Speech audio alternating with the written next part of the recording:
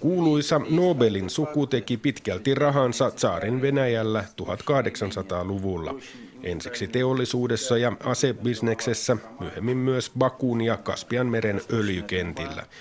Pietarissa asunut Alfred Nobelin veljen Ludwigin vaimo Edla rakennutti 1900-luvun alussa mahtavan Ala-Kirjolan kartanon Karjalan kannakselle Johannekseen.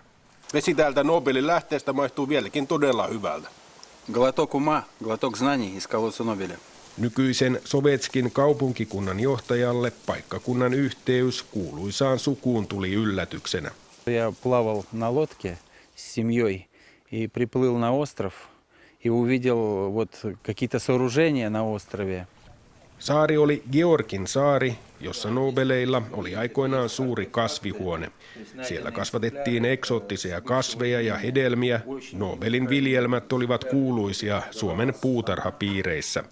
Venäjän vallankumouksen jälkeen Ludwig Nobelin perhe siirtyi asumaan Pietarista Ala-Kirjolaan. Когда, допустим, это была царская Россия, они, может, использовали ее как дачу, но когда стала независимость Финляндии, они переехали сюда жить и жили только вот в Ala-Kirjola, Finlandiin. Suomalaiset joukot räjäyttivät kartanon talvisodan lopussa.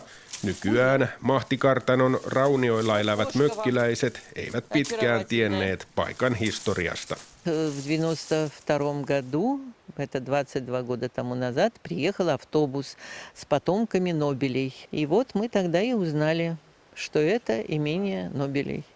Kunnanjohtaja on luonut hyvät välit Nobelin jälkeläisiin, jotka ovat käyneet useampaan kertaan tutustumassa paikkaan.